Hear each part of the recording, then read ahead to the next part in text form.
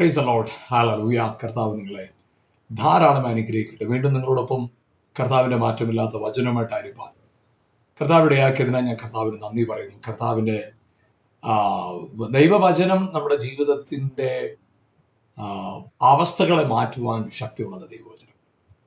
എൻ്റെ ജീവിതത്തിൽ എനിക്ക് വളരെ വ്യക്തമായി പറയാൻ സാധിക്കും. ദൈവവചനമാണ് എൻ്റെ ജീവിതത്തെ മാറ്റിമറിച്ചത്, എൻ്റെ ജീവിതത്തെ അർത്ഥമുള്ളതാക്കി മാറ്റിയത്. അതുകൊണ്ട് പ്രിയപ്പെട്ടവർ, നിങ്ങളോട് ഞാൻ പറയാൻ ആഗ്രഹിക്കുന്ന ഒരു കാര്യം, ദൈവവചനത്തെ സ്നേഹിക്കുക, വചനത്തെ മുറുകെ പിടിക്കുക. വചനം നിങ്ങളുടെ ജീവിതത്തിൻ്റെ അവസ്ഥയെ മാറ്റിയിരിക്കും. അവസ്ഥകളെ മാറ്റാൻ ശക്തിയുള്ളത് ദൈവവചനം. നമ്മൾ ഈ ദിവസങ്ങളൊക്കെ ചിന്തിച്ചു കൊണ്ടിരിക്കുന്നത് പ്രൊവിഷൻ ആൻഡ് പ്രോസ്പെറിറ്റി എന്ന് പറയുന്ന വിഷയത്തിൽ നിന്നുകൊണ്ട് നമ്മൾ യാക്കോബിന്റെ ലേഖനം 1-ാം അധ്യായത്തിന്റെ 4-ാമത്തെ വാക്യത്തിൽ ഇങ്ങനെയാണ് എഴുതിയിരിക്കുന്നത്: നമ്മുടെ ജീവിതത്തിനകത്ത് കർത്താവ് നമുക്ക് വേണ്ടി ഒരുക്കിയിരിക്കുന്ന നന്മകൾ നമ്മുടെ ബുദ്ധിക്ക്, നമ്മുടെ ചിന്തകൾക്ക് മനസ്സിലാക്കാൻ കഴിയുന്നതിനപ്പുറമാണ്. യാക്കോബ് 1:4 എഴുതിയിരിക്കുന്ന എങ്ങനെയാണ്? എന്നാൽ നിങ്ങൾ ഒന്നിനും കുറവില്ലാതെ തികഞ്ഞവരും സമ്പൂർണരും ആകേണ്ടതിന് സ്ഥിരതയ്ക്ക് തികഞ്ഞ പ്രവൃത്തി ഉണ്ടാകട്ടെ. അപ്പൊ അവിടെ പറയുന്നത്, നിങ്ങൾ ഒന്നിനും കുറവില്ലാതെ, ഒരു കാര്യത്തിന് നിങ്ങൾക്ക് കുറവുണ്ടാകാതെ തികഞ്ഞവരും സമ്പൂർണരും ആകേണ്ടതിന് സ്ഥിരതയ്ക്ക് തികഞ്ഞ പ്രവൃത്തി ഉണ്ടാകേണ്ടത്. ഇത് കർത്താവ് നമ്മളെ കുറിച്ച് ആഗ്രഹിക്കുന്ന കാര്യമാണ്. ദൈവവചനത്തിൽ എഴുതിയിരിക്കുന്നതാണ്. ദൈവവചനം നമ്മളെ കുറിച്ച് പറയുന്ന ഒരു കാര്യമാണ്. നിങ്ങൾ ഒന്നിനും കുറവില്ലാത്തവരായിരിക്കണം, സമ്പൂർണരായിരിക്കണം, തികഞ്ഞവരായിരിക്കണം. അവിടെ നമുക്ക് തികവ്, സമ്പൂർണത, ഒന്നിനും കുറവില്ലാത്ത അവസ്ഥ എന്നൊക്കെ പറയുമ്പോഴും നമ്മുടെ ബുദ്ധി കൊണ്ട് നമ്മൾ മനസ്സിലാക്കി വെച്ചിരിക്കുന്ന കുറച്ച് കാര്യങ്ങൾ, നമ്മുടെ ബുദ്ധി അനുസരിച്ച് നമ്മൾ മനസ്സിലാക്കി വെച്ചിരിക്കുന്ന കാര്യങ്ങൾ, സാമ്പത്തികമായിട്ട് കുറവുണ്ടാകരുത്, അല്ലെങ്കിൽ പുറമേയൊക്കെ കാണുമ്പോൾ എല്ലാം സൗകര്യങ്ങളുമുള്ളവരായിരിക്കണം. നാം ആ അർത്ഥത്തിലാണ് പലപ്പോഴും കാര്യത്തെ മനസ്സിലാക്കുന്നത്. എന്നാൽ യഥാർത്ഥത്തിൽ അങ്ങനെയല്ല. നമ്മുടെ ജീവിതത്തിനകത്ത് കർത്താവ് ആഗ്രഹിക്കുന്ന സമൃദ്ധി എന്ന് പറയുന്നത്, കർത്താവ് ആഗ്രഹിക്കുന്ന ഉയർച്ച എന്ന് പറയുന്നത്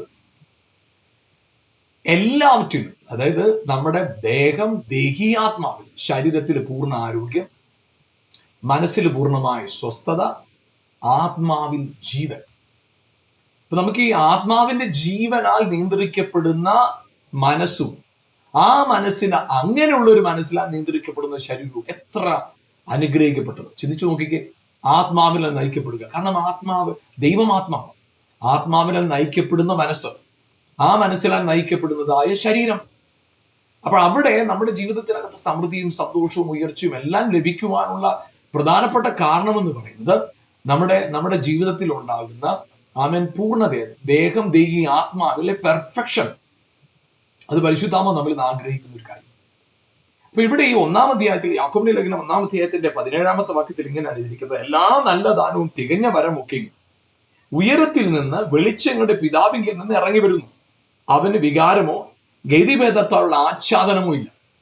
അതായത് എല്ലാ നല്ല ദാനവും തികഞ്ഞ വരവും ദൈവം നമുക്ക് നൽകുമ്പോൾ നമ്മുടെ ശരിതെറ്റുകളെ നോക്കി വികാരത്താലുള്ള ആച്ഛാദനം, അതായത് ഒരു വ്യക്തി നല്ലത് ചെയ്തുകൊണ്ട് അവന് നല്ലത് കൊടുക്കുക, മോശമായി പ്രവർത്തിച്ചുകൊണ്ട് അവന് മോശമായത് കൊടുക്കുക, അങ്ങനെ നമ്മുടെ പ്രവൃത്തിയെ ബേസ് ചെയ്തുകൊണ്ടുള്ളതല്ല ഇത്. നമ്മുടെ പ്രവൃത്തിയോടോ നമ്മുടെ ജീവിതത്തിലെ സൽക്കർമ്മങ്ങളോട് ചേർന്ന് നിൽക്കുന്ന ഒന്നല്ലിത്.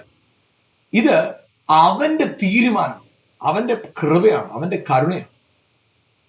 അതൊരു വ്യക്തി തിരിച്ചറിയുമ്പോൾ നമ്മുടെ ജീവിതത്തിനകത്ത് നമുക്ക് ഓടാനുള്ള കരുത്താണ്.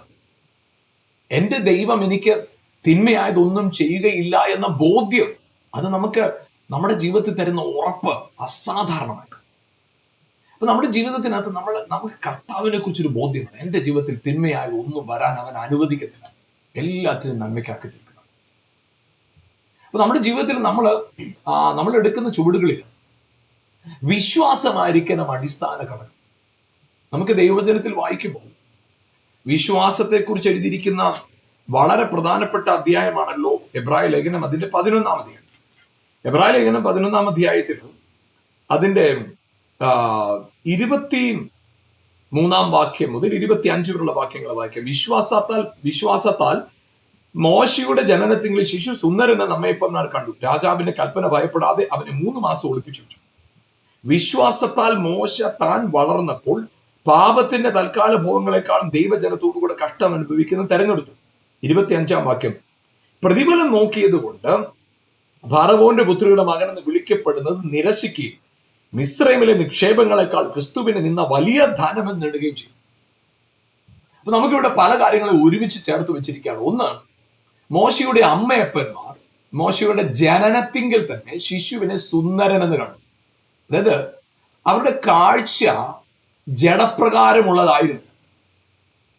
മോശയുടെ സൗന്ദര്യമോ മോശയുടെ കഴിവോ മോശയുടെ ഫിസിക്കൽ അപ്പിയറൻസ് വെച്ചുകൊണ്ടായിരുന്നില്ല അവരുടെ കാഴ്ച. അവർ കണ്ടത് വിശ്വാസം എന്ന കണ്ണാടിയിൽ കൂടെ, വിശ്വാസമാകുന്ന കണ്ണിൽ കൂടെയാണ് അവർ കണ്ടത്. അവർക്ക് മോശ ജനിച്ച ഈ സമയത്തിന്റെ ഒരു വലിയ വെല്ലുവിളിയുടെ സമയമാണ്. അതായത് ആ കാലത്തിൽ ജനിക്കുന്ന ആൺകുഞ്ഞുങ്ങളെല്ലാം നൈൽ നദിയിൽ എറിഞ്ഞു കളയണമെന്ന കഠിനമേറിയ ഒരു നിയമം നിലനിൽക്കുന്ന ഒരു കാലഘട്ടത്താണ് മോശ ജനിക്കുന്നത്. പക്ഷേ ആ കാലഘട്ടത്തെ തരണം ചെയ്യാനായിട്ട് അവർക്കുണ്ടായിരുന്ന ഏക അസറ്റ്, ഏക സമ്പാദ്യം എന്ന് പറഞ്ഞ ഫെയ്ത്ത്. അവർ വിശ്വാസത്താൽ കുഞ്ഞിനെ കണ്ടു. നമ്മൾ കഴിഞ്ഞ എപ്പിസോഡിൽ അതിനെക്കുറിച്ച് ചിന്തിച്ചാൽ, അവര് വിശ്വാസത്താൽ അവരുടെ കുഞ്ഞിനെ ഏറ്റവും മിടുക്കനായിട്ട് അവർ കണ്ടു. അങ്ങനെ മോശയുടെ ജീവിതത്തിൽ അവനെ ആ ഒരു നിലവാരത്തിൽ കാണാനായിട്ട് ആ മാതാപിതാക്കൾക്ക് ദൈവം നൽകിയ ഫെയ്ത്ത്, അവരുടെ അകത്തുള്ള വിശ്വാസം, അത് പ്രവർത്തിക്കപ്പെട്ടു. എന്നാൽ നാം തുടർന്ന് കാണുന്നത് എങ്ങനെയാണ്? വിശ്വാസത്താൽ മോശ താൻ വളർന്നപ്പോൾ പാപത്തിന്റെ തൽക്കാല ഭോഗത്തെക്കാളും ദൈവജനത്തോടു കൂടെ കഷ്ടം അനുഭവിക്കുന്ന തെരഞ്ഞെടുത്തു. അപ്പൊ അവിടെ വിശ്വാസത്താൽ മോശയുടെ ജീവിതത്തിൽ നമുക്കറിയാം, മോശ തന്റെ സഹോദരങ്ങൾക്ക് അവനൊരു സമയമായപ്പോൾ തന്റെ സഹോദരങ്ങളെ കാണണമെന്നുള്ള ആഗ്രഹത്തോട് ഇറങ്ങി പുറപ്പെടുകയും അവന്റെ സഹോദരനെ ഒരാൾ ഉപദ്രവിക്കുന്നത് കാണുകയും മിസ്രൈമിനായ ഒരു ഊഴിയ വേലക്കാരൻ ഉപദ്രവിക്കുന്നത് കാണുകയും അതിനോട് ചേർന്നവൻ പ്രതികരിക്കുകയും ആ വ്യക്തിയെ കൊല്ലുകയും ആ വ്യക്തിയെ മറയ്ക്കുകയും ചെയ്തു. പക്ഷെ ആരും അറിഞ്ഞില്ല എന്ന് കരുതിയിരുന്ന മോശ പിറ്റേ ദിവസം വീണ്ടും അവൻ തന്റെ സഹോദരങ്ങളെ കാണാനായിട്ട് ഇറങ്ങി വന്നപ്പോ എന്തെങ്കിലും ചെയ്യാൻ സാധിച്ചാൽ ചെയ്യാം എന്നൊരു ഉദ്ദേശത്തിലായിരിക്കും വന്നത്. പക്ഷെ സഹോദരങ്ങൾ തമ്മിൽ മല്ലിടുന്നതാണ് അവൻ കണ്ടത്. ഉടൻ തന്നെ മോശയുടെ ചോദ്യം, എന്തിനാണ് നിങ്ങൾ വഴക്കുണ്ടാക്കുന്നത്? അവനോടുള്ള തിരിച്ചുള്ള ചോദ്യം ഇതായിരുന്നു, നിന്നെ ആരാണ് ഞങ്ങളുടെ ന്യായാധിപതിയാക്കിയത്? നിനക്കാരാ ഞങ്ങളുടെ മേൽ കർത്തൃത്വം തന്നത്? ആ ചോദ്യമായിട്ട് അവന്റെ സഹോദരങ്ങൾ എഴുന്നേറ്റ് നിന്നപ്പോൾ മോശയ്ക്ക് സംസാരിക്കാൻ സാധിച്ചില്ല. മാത്രമല്ല, കാര്യം പ്രസിദ്ധമായി എന്ന് മോശയ്ക്ക് തിരിച്ചറിവുണ്ടായപ്പോൾ മോശ അവിടുന്ന് ഓടി മിദ്യാനിൽ ചെന്ന് ആടുകളെ മേയ്ക്കും. അപ്പൊ അവിടെ മോശയുടെ കഴിഞ്ഞ 40 വർഷത്തെ കൊട്ടാരവാസത്തിനും അല്ലെങ്കിൽ രാജകുമാരത്തിയുടെ മകനെന്ന് പറയുന്ന ശ്രേഷ്ഠമായ പദവിയിൽ നിന്നും വ്യത്യസ്തമായിട്ട് ആടിനെ മേയ്ക്കുന്നവനായിട്ട് നിൽക്കും. അപ്പൊ ആടുകളെ മേയിച്ചുകൊണ്ടിരുന്നവനായ ഈ മോശയോട് ഹോരേബിൽ വെച്ച് ദൈവികമായ ഒരു ഇടപെടലുണ്ട്. ദൈവം മോശയോട് പറഞ്ഞ്, ഞാൻ നിന്നെ അയക്കുകയാണ് ഫറവോന്റെ അടുക്കലേക്ക് എന്റെ ജനത്തെ വിടുവിക്കാനായിട്ട്. അപ്പൊ അവിടെ ദൈവം മോശയ്ക്ക് നൽകിയ വലിയ വാഗ്ദത്തം എന്ന് പറയുന്നത്, നീ അങ്ങോട്ട് ചെല്ലുമ്പോൾ നീ ഒറ്റയ്ക്കല്ല പോകുന്നെന്നുള്ള ധൈര്യം നിനക്ക് വേണം. ഞാൻ നിന്റെ കൂടെ. നിന്റെ കയ്യിലെ വടി ഒരു അടയാളമെന്ന് മാത്രം. ആ വടി നിലത്തിടുമ്പോൾ അത് സർപ്പമായി തീരുന്നതും അവിടെ നടക്കുന്ന എല്ലാ അത്ഭുതങ്ങളും ഞാൻ നിന്റെ കൂടെ ഉണ്ടെന്നുള്ളതിന് തെളിവ് മാത്രമാണ്. പക്ഷെ നിനക്ക് എപ്പോഴും ഉണ്ടാകേണ്ട ബോധ്യം, ഞാൻ കൂടെ ഉണ്ടെന്നുള്ള ധൈര്യം. അതാണ് മോശയ്ക്ക് ലഭിച്ച ഏറ്റവും വലിയ വാഗ്ദത്തം. ആ വാഗ്ദത്വമായിട്ടാണ് മോശ ആ ദേശത്തേക്ക്, മിസ്രൈമിലേക്ക് ചെല്ലുന്നത്. മിസ്രൈമില് ഒരിക്കൽ ഫറവോനെ ഭയന്ന് ഓടിയ മോശയാണ് കർത്താവ് കൂടെ ഉണ്ടെന്നുള്ള ബോധ്യത്തിൽ ധൈര്യമായിട്ട് അവിടെ. അങ്ങനെ വളരെ ധൈര്യത്തോടു കൂടെ മോശ ഇവിടെ എത്തിയപ്പോ നമുക്ക് കാണാൻ കഴിയുന്ന ഒരു കാര്യം ഇതാണ്. ആ 25-26 വാക്യങ്ങളെ ഞാനൊന്ന് വായിക്കാം. പ്രതിഫലം നോക്കിയത് കൊണ്ട് ഫറവോന്റെ പുത്രിയുടെ മകൻ എന്ന് വിളിക്കപ്പെടുന്ന നിരസിക്കുകയും മിസ്രൈമിലെ നിക്ഷേപങ്ങളെക്കാൾ ക്രിസ്തുവിനെ നിന്ന വലിയ ധനം എന്നിടുകയും ചെയ്തു. ഇവിടെ ഇവിടെ പറയുന്ന കാര്യം എന്ന് പറയുന്നത് മിസ്രൈമിലെ 26-ാം വാക്യം ഒന്നുകൂടെ വായിക്കാം. മിസ്രൈമിലെ നിക്ഷേപങ്ങളെക്കാൾ ക്രിസ്തുവിന്റെ നിന്ന വലിയ ധനം നേടുകയും ചെയ്യും. അപ്പൊ അവിടെ മിസ്രൈം എന്ന് പറയുന്ന പദത്തിന്റെ അർത്ഥം നാരോ പ്ലേസ് എന്നാണ്. ഇടുങ്ങിയ സ്ഥലം, നാരോ പ്ലേസ്. അപ്പോൾ ഇവിടെ മിസ്രൈമില് ഇവരെ സംബന്ധിച്ചിടത്തോളം കഠിനമായ ജോലിയൊക്കെ ഉള്ളത് ശരിയാ. ഒരു കാലത്ത് വളരെ വളരെ സമൃദ്ധി ഈ ദേശത്തുണ്ടായിരുന്നു. ലോകത്ത് എങ്ങും ഭക്ഷണമില്ലാതിരിക്കുക ദേശത്ത് സമൃദ്ധി ഉണ്ടായിരുന്നു. പിന്നത്തതിൽ ആ രാജ്യത്തെ നമ്മൾ കണ്ടു കഴിഞ്ഞാൽ ചരിത്രം പഠിക്കുമ്പോൾ മനസ്സിലാക്കുന്നത് ഏറ്റവും ശക്തമേറിയ ഒരു സാമ്രാജ്യമായിരുന്നു മിസ്രൈം. അങ്ങനെ ശക്തമേറിയ സാമ്രാജ്യമെങ്കിലും ആ ദേശത്തിന്റെ പേരിന്റെ അർത്ഥം ഇതാണ്, നാരോ പ്ലേസ്, ഇടുങ്ങിയ സ്ഥലം, ഇടുക്കമുള്ള സ്ഥലം. അതായത് പ്രിയപ്പെട്ടവർ, അവിടെ മറ്റെല്ലാം ഉണ്ട്. വലിയ കെട്ടിടങ്ങളുണ്ട്, സമൃദ്ധിയുണ്ട്, പണമുണ്ട്, ജ്ഞാനമുണ്ട്, മറ്റെല്ലാ ശാസ്ത്രവും ഉയർന്ന കെട്ടിടങ്ങളൊക്കെ ഉണ്ട്. മനോഹരമാണ് ദേശം, സമ്പത്തിനൊന്നും ഒരു കുറവില്ല. പക്ഷേ സ്ഥലം ഇടുങ്ങിയ സ്ഥലം. നമുക്കറിയാം, ഒരിക്കല് ഹെരോദാവിന്റെ ജനനോത്സവത്തിങ്കിൽ വലിയൊരു ഉത്സവം ഉണ്ടായിരുന്നു.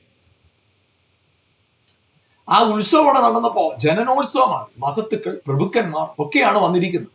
അതിഥികളായി വന്നിരിക്കുന്നവരാരും സാധാരണക്കാരല്ല. വളരെ വിഭവസമൃദ്ധമായ ഭക്ഷണമൊക്കെ ഒരുക്കി. കാരണം രാജാവിന്റെ ജനനോത്സവമല്ലേ. സമൃദ്ധമായ നിലയിൽ ഭക്ഷണത്തിന്റെ ക്രമീകരണമൊക്കെ ചെയ്തിരിക്കുകയാണ്. യഥേഷ്ടമുണ്ട്, ആവശ്യത്തിലധികം ഭക്ഷണം, രുചികരമാണ്, സമൃദ്ധമാണ്. അവിടെ മറ്റെല്ലാ വാദ്യഘോഷങ്ങളും ഉണ്ട്. ആ ജനനോത്സവം കൊഴുപ്പ് പിടിപ്പിക്കാനുള്ള സകല കാര്യങ്ങളും അവിടെ ഉണ്ട്. എന്നാൽ അതിന്റെ അവസാനം സംഭവിച്ചത്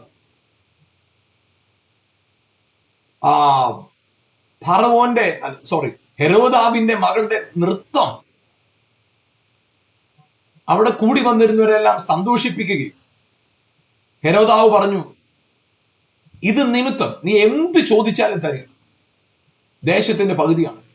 അവൾ ഓടിച്ചെന്ന് അമ്മയോട് ചോദിച്ചു. അമ്മ പറഞ്ഞു കൊടുത്തു, നീ ചോദിക്കേണ്ടത് യോഹന്നാന്റെ ശിരസാണ്. വിഭവസമൃദ്ധമായ ഭക്ഷണം ഒരുക്കി വെച്ചിരിക്കും. പക്ഷേ ആ ഭക്ഷണത്തിന്റെ മേശയോട് ചേർന്ന് അവിടെ എല്ലാവർക്കും കാണത്തക്കവണ്ണം യോഹന്നാന്റെ തല കൊണ്ട് വെച്ച് കഴിഞ്ഞപ്പോ, ചിന്തിച്ചു നോക്കിയ പ്രിയപ്പെട്ടവരെ, ഇത്രയും ഭക്ഷണം ഉണ്ടായിട്ട് എന്താ കാര്യം? അതിന്റെ അവിടെ എല്ലാം ഉണ്ടായിരുന്നു, വാദ്യഘോഷങ്ങളുണ്ട്, സംഗീതമുണ്ട്, എല്ലാം ഉണ്ടായിരുന്നു. പക്ഷെ അതിന്റെ അവസാനം നിരാശയുള്ളതായി.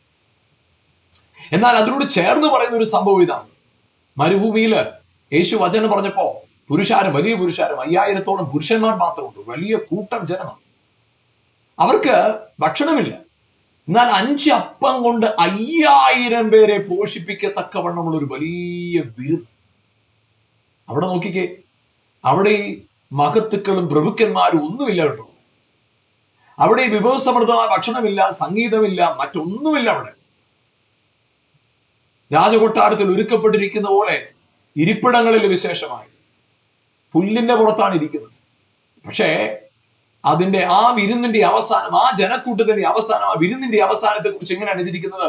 അവർ തിന്ന് തൃപ്തരായി ശേഷിച്ച ആ കഷണങ്ങൾ 12 കൊട്ടം നിറച്ചു. അപ്പൊ ചിന്തിച്ചു നോക്കിക്കേ, സമൃദ്ധിയോ ഇല്ലെങ്കിൽ അതിന്റെ ദാരിദ്ര്യമോ നിശ്ചയിക്കുന്നത് പണമോ ഭക്ഷണമോ സ്ഥലമോ സാഹചര്യങ്ങളോ വ്യക്തികളുടെ മഹിമയോ ഒന്നുമല്ല, ദൈവ സാന്നിധ്യം. അവിടെ ആ ഭക്ഷണമേശ, ആ വിരുന്നിനെ സമൃദ്ധിയുള്ളതാക്കി തീർത്തത് ദൈവ സാന്നിധ്യം. മറ്റൊരിടത്ത് വിഭവസമൃദ്ധമായ ഭക്ഷണം ഉണ്ടെങ്കിലും അത് നിലവിളി പോലാക്കി തീർത്തത് അവിടെ സംഭവിച്ചതായ നെഗറ്റീവ് കാര്യം. പ്രിയപ്പെട്ടവരെ, ചിന്തിച്ചു നോക്കുക, എന്താണ് സമൃദ്ധി? കർത്താവ് ഉള്ളിടത്താണ് സമൃദ്ധി. അപ്പൊ മിസ്രൈം എന്ന് പറയുന്ന വാക്കിന്റെ അർത്ഥം ഇടുക്കമുള്ള സ്ഥലം. സമ്പത്തുണ്ട്, വലിയ രാജാവുണ്ട്, ശക്തമേറിയ സൈന്യമുണ്ട്, ആയുധങ്ങളുണ്ട്, വലിയ ധാന്യങ്ങൾ കൂട്ടിവെക്കുന്ന സ്ഥലമുണ്ട്, ഇതെല്ലാം അവിടെ ഉണ്ട്. പക്ഷേ ദൈവമില്ല, കർത്താവില്ല. Narrow place. അപ്പൊ അവർക്ക് അവരുടെ ജീവിതത്തിൽ ഉണ്ടായ കാര്യം നാരോ പ്ലേസിൽ നിന്ന് പുറത്തു they come out from the narrow place. മോശയുടെ ഒരു തീരുമാനം ഇതായിരുന്നു, മിസ്രൈമിന്റെ നിക്ഷേപങ്ങളെക്കാൾ ക്രിസ്തുവിന്റെ നിന്നയെ വലിയ ധനമെന്ന്, വലിയ റിച്ചസ് ആയിട്ട് കൂട്ടി മോശ. അപ്പൊ ഈ മോശയുടെ ജീവിതത്തിനകത്ത് അവനായിരുന്ന പദവി ഇതാണ്. 25-ാം വാക്യം, എബ്രായർ 11:25. പ്രതിഫലം നോക്കിയത് കൊണ്ട് ഫറവോന്റെ പുത്രിയുടെ മകൻ എന്ന് വിളിക്കപ്പെടുന്നത്. പ്രതിഫലം നോക്കിയാൽ ഫറവോന്റെ പുത്രിയുടെ മകൻ ഒരു സാധാരണ പദവിയല്ലത്, ഒരു എക്സ്ട്രാ ഓർഡിനറി പൊസിഷൻ ആണ്. ആർക്കും അല്ലെ, ആരും നിരസിക്കാൻ സാധ്യതയില്ലാത്തൊരു പദവി. ചിന്തിച്ചു നോക്കുക, ഒരു ഉന്നതനായ അധികാരി ഒരു നമ്മുടെ അകന്ന ബന്ധുവാണെങ്കിൽ പോലും നമ്മൾ അതിനെ വലിയ കാര്യമായി പറയും. അങ്ങനെ ഇരിക്കെ ഇത് എത്ര വലിയ ബന്ധമാണ്, എത്ര അടുത്ത ബന്ധമാണ്. ഫറവോന്റെ പുത്രിയുടെ മകൻ. പക്ഷെ മോശ ഒരു കാര്യം തീരുമാനിച്ചു. മോശ പറഞ്ഞു, എനിക്കിതല്ല വലുത്, എനിക്കൊരു കാര്യം നന്നായിട്ടറിയാം. എൻ്റെ ജനനത്തിന് പുറകിൽ, എൻ്റെ ജീവിതത്തിന് പുറകിൽ ദൈവത്തിനൊരു പദ്ധതിയുണ്ട്. ഞാൻ എനിക്ക് വ്യക്തിപരമായ ചില നേട്ടങ്ങൾക്ക് വേണ്ടി ഞാൻ ഇവിടെ നിൽക്കുന്നതിനേക്കാൾ ശരിയായത് എന്നെക്കുറിച്ച് ദൈവം ആഗ്രഹിക്കുന്ന തലത്തിലേക്ക് ചുവടുകൾ വയ്ക്കുന്നതാണെന്ന് മോശ മനസ്സിലാക്കി. ഇമോഷണലി ബന്ധം കൊണ്ട് അല്ലെങ്കിൽ വൈകാരികമായി നോക്കിക്കഴിഞ്ഞാൽ മോശയ്ക്ക് ആ സ്ഥാനം ആസ്വദിക്കാം. പക്ഷെ മോശ അതിനെ വേണ്ടാന്ന് വെച്ചു. അപ്പോൾ ദൈവം മോശയെ കൊണ്ടുവന്ന പദവി എന്താണെന്നറിയാം. പുറപ്പാട് പുസ്തകം 7-ാം അധ്യായം 1-ാം വാക്യം, യഹോവ മോശയോട് അരുളി ചെയ്തത്, നോക്കൂ, ഞാൻ നിന്നെ ഫറവോന് ദൈവമാക്കിയിരിക്കുന്നു. ചിന്തിച്ചു നോക്കുക, അവനെ എല്ലാരും വിളിച്ചുകൊണ്ടിരുന്ന എങ്ങനെ? ഫറവോന്റെ പുത്രിയുടെ മകൻ, ഫറവോന്റെ പുത്രിയുടെ മകൻ. അതായിരുന്നു അവന്റെ വലിയ പദവി, അതായിരുന്നു വലിയ സ്ഥാനം. ഫറവോന്റെ പുത്രിയുടെ മകൻ സാധാരണ സ്ഥാനമല്ല. പക്ഷെ മോശ മിസ്രൈമ്യ നിക്ഷേപങ്ങളെക്കാൾ ക്രിസ്തുവിന്റെ നിന്നയെ വലിയ ധനമായിട്ട്. ഇവിടെ ഞാൻ ചോദിക്കട്ടെ, കർത്താവ് വിളിച്ച വിളിക്ക് വേണ്ടി എന്തെങ്കിലും വിട്ടുകളയാൻ നിങ്ങൾ തയ്യാറാവും? ചിലപ്പോഴൊക്കെ നമ്മുടെ ജീവിതത്തെ, നമ്മുടെ വിശ്വാസ ജീവിതത്തെ ഏറ്റവും കൂടുതൽ പുറകോട്ട് വലിക്കുന്ന കാര്യം നമുക്ക് വൈകാരികമായിട്ടുള്ള ബന്ധങ്ങൾ, സുവിശേഷം പറയാൻ നമ്മളെ തടസ്സമാക്കുന്നത്, യേശുവിനെ സാക്ഷീകരിക്കാൻ തടസ്സമാകുന്നത്, കർത്താവിനെ ആരാധിക്കാൻ തടസ്സമായി നിൽക്കുന്നത് ഒക്കെ വൈകാരികമായിട്ടുള്ള ചില കാര്യം. ഞാൻ എങ്ങനെയാണ് എൻ്റെ ഇത്രയും വലിയ പദവി, എനിക്ക് ഇത്രയും ഉന്നതമായ കാര്യങ്ങൾ, ഇത്രയും നല്ല ബന്ധമുള്ളപ്പോൾ അതൊക്കെ വിട്ട് ഞാൻ എങ്ങനെയാ ഈ ക്രിസ്തുവിന് വേണ്ടി നിൽക്കുന്നത്? ഇവിടെ ചിന്തിച്ചു നോക്കിയ പ്രിയപ്പെട്ടവരെ, മോശയ്ക്ക് ഉണ്ടായിരുന്ന പദവി എന്ത് വലിയ പദവിയാണ്. ഫറവോന്റെ പുത്രിയുടെ മകൻ എന്ന പദവി ഒരു അസാധാരണമായ പദവി. അത് നിങ്ങൾ ചിന്തിക്കണം. അടിമകളാണ്, അവിടെ അടിമകളാണ്. മോശയുടെ കുടുംബക്കാര്, സഹോദരങ്ങളും അമ്മയും അപ്പനും അവനറിയാവുന്ന, മോശയ്ക്കറിയാവുന്ന, മോശയുടെ ബന്ധത്തിലുള്ള സകലരോടെ അടിമപ്പണിച്ചുക, സ്വാതന്ത്ര്യമില്ല. അതേ സ്ഥലത്ത് ആ ലക്ഷക്കണക്കിന് ആളുകളിൽ ഈ മോശ എന്ന് പറഞ്ഞ ഒരുവൻ മാത്രം രാജ്യത്തിന്റെ സകല പദവിയും അനുഗ്രഹങ്ങളും ധനവും സമ്പത്തും ജ്ഞാനവും എല്ലാം അനുഭവിക്കുക. ആരെങ്കിലും ഈ ഒരു പദവി വേണ്ടെന്ന് വെക്കും. മോശ തീരുമാനിച്ചു, എനിക്കിത് വേണ്ട. കാരണം എനിക്ക് പ്രാധാന്യമായി തോന്നുന്നത് എന്നെ വിളിച്ച വിളി. മോശ മിസ്രൈമിലെ നിക്ഷേപങ്ങളെക്കാൾ ക്രിസ്തുവിന്റെ നിന്നയെ വലിയ ധനമല്ല. അപ്പൊ ഇവിടെ ദൈവം മോശയെ ഷിഫ്റ്റ് ചെയ്ത് എങ്ങോട്ടാണെന്നറിയാം? ഫറവോന്റെ മേൽ അധികാരമുള്ള രാജാവാക്കി, അധികാരമുള്ള സ്ഥാനത്തേക്ക് അവനെ കൊണ്ടുവന്നു. രാജാവെന്നല്ല, അതിന് മേലെ, ഇവിടെ വചനം എഴുതിയിരിക്കുന്നതനുസരിച്ച് ഫറവോന് നിന്നെ ദൈവമാക്കിയിരിക്കുന്നു. എത്ര വലിയ പദവിയാണ്, എത്ര വലിയ പദവിയാണ്. അതായത് ചിന്തിച്ചു നോക്കുക, അവിടെ ഇതുവരെയും ഫറവോൻ യോസഫിനോട് പറഞ്ഞൊരു കാര്യമുണ്ട്. യോസഫിന്റെ കാലത്തുണ്ടായിരുന്ന ഫറവോൻ പറഞ്ഞൊരു കാര്യമുണ്ട്, ഞാന് എന്റെ അനുവാദമില്ലാതെ ആരും ഇവിടെ ചലിക്കത്തില്ല, അതാണ് എന്റെ അധികാരം. പക്ഷെ ഞാൻ ഇന്ന് പറയുന്നു, യോസഫെ, നിന്റെ അനുവാദം കൂടാതെ ആരും ഒരു വിരൽ പോലും ഇവിടെ ചലിപ്പിക്കത്തില്ല. അത്രത്തോളം അധികാരവും സ്വാതന്ത്ര്യവും യോസഫിന് നൽകപ്പെട്ടു. അപ്പൊ അത്രത്തോളം ശക്തനായ ഒരു ഭരണാധികാരിയുടെ മകളുടെ മകൻ എന്ന് പറയുന്ന പദവിയേക്കാൾ എന്താണ് വലുതായിട്ട് കാണാനുള്ളത്? പക്ഷെ മോശയ്ക്ക് ഒരു കാര്യം അറിയാം, കാഴ്ചയാലല്ല വിശ്വാസത്താൽ. ഞാൻ നിങ്ങളുടെ ഒരു കാര്യം പറയും, നിങ്ങളുടെ ജീവിതത്തിനകത്ത് പലപ്പോഴും കാഴ്ചകളാൽ നിങ്ങൾക്ക് വലുതെന്നും ശ്രേഷ്ഠമെന്നും കാണുന്ന ചിലത് നിങ്ങളെ ഒരുപക്ഷെ അതിനേക്കാൾ മികച്ചതും മെച്ചമായതിൽ നിന്ന് നിങ്ങളെ ഒഴിവാക്കാനായിട്ട് ശ്രമിച്ചേക്കാം. പക്ഷെ നിങ്ങൾ അനുവദിക്കരുത്. വചനം ഇങ്ങനെയാണ് പറയുന്നത്, മോശ അതിനെ നിസ്സാരമെന്ന് കണ്ടു. നമുക്ക് ഇംഗ്ലീഷിൽ ഒരു പ്രോവർബ് ഉണ്ട്, good is the enemy of the best. നല്ലത് ഏറ്റവും മികച്ചതിന്റെ ശത്രുവാണ്. നമ്മൾ പലപ്പോഴും നല്ലതിനെ കാണുമ്പോൾ നമ്മൾ അതിലങ്ങ് മുറുകെ പിടിക്കും. പക്ഷെ പ്രിയപ്പെട്ടവർ, നിങ്ങളുടെ ജീവിതത്തിലെ സമൃദ്ധി എന്ന് പറയുന്നത് പ്രൊവിഷനേക്കാൾ ഗ്രേറ്റർ ആണ്. നമ്മൾ പലപ്പോഴും പ്രൊവിഷനെ പിടിച്ചിട്ട് പറയും. ചിന്തിച്ചു നോക്കിക്കേ, മോശയുടെ ജീവിതത്തിൽ ആ 40 വർഷത്തെ കൊട്ടാരവാസം പ്രൊവിഷനാണ്. ജ്ഞാനം ലഭിച്ചു, സമ്പത്ത് ലഭിച്ചു, ആഹാരം ലഭിച്ചു, ജീവിക്കാനുള്ള സ്വാതന്ത്ര്യം ലഭിച്ചു. ഇതെല്ലാം പ്രൊവിഷനാണ്. പിന്നത്തതിൽ മോശ 40 വർഷം മിദ്യാനിൽ അവിടുത്തെ പുരോഹിതന്റെ ആടുകളെ മേച്ച് അവിടെ ദാറ്റ് വാസ് എ പ്രൊവിഷൻ. പക്ഷെ പ്രോസ്പർ ആയത് എപ്പോഴാണെന്നറിയാം? ആ ഹോരേബിൽ മുൾപടർപ്പ് വെച്ച് കർത്താവിനെ കണ്ടുമുട്ടി ആ നിമിഷം മുതൽ പ്രോസ്പർ ആയി. ചിന്തിച്ചു നോക്കിയ പ്രിയപ്പെട്ടവരെ, മോശയുടെ ധനത്തെ കുറിച്ച് നിങ്ങൾ മനസ്സിലാക്കണം. ഇത്രയും വലിയ അധികാര സ്ഥാനത്തേക്ക് മോശയെ കൊണ്ടുവരിക എന്ന് പറഞ്ഞാൽ അതിന് വലിയ ധനമെന്താണ്? ദൈവമാണ് അവനെ പൊസിഷൻ ചെയ്തത്, മനുഷ്യനല്ല. അതുകൊണ്ട് ആ രാജ്യത്തിൽ എന്ത് നടക്കണമെന്ന് നിശ്ചയിക്കുന്നത് മോശയായിരുന്നു.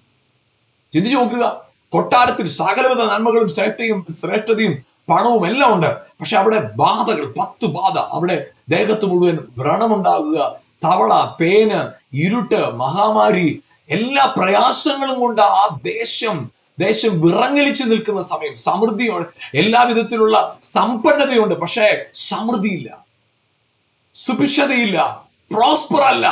പക്ഷേ അപ്പുറത്തൊരു പാളയത്തിൽ അവിടെ മറ്റ് സമൃദ്ധികളൊന്നുമില്ല. പക്ഷെ അവിടെ കർത്താവിന്റെ സാന്നിധ്യം ഉള്ളത് കൊണ്ട്, കർത്താവിനാൽ അയക്കപ്പെട്ട ഒരു പ്രവൃത്തി അവിടെ നടക്കുന്നത് കൊണ്ട് അവിടെ സമൃദ്ധി, അവിടെ ഒന്നിനും കുറവില്ല. സമൃദ്ധി, സമ്പത്തില്ല അവിടെ, പക്ഷെ സമൃദ്ധി അവിടെ. പിന്നത്തെ നമുക്ക് കാണാൻ കഴിയുന്നത്, സമൃദ്ധിയാൽ നിറഞ്ഞവരായവര് ആ ദേശത്ത് മുഴുവൻ കൊള്ളയടിച്ച പോലാണ് അവിടുന്ന് പുറപ്പെട്ടു പോകുന്നത്. ആ ദേശത്തിന്റെ മുഴുവൻ സമ്പത്തും ഈ ജനത്തിന്റെ കൈകളിലെത്തി. സമൃദ്ധി.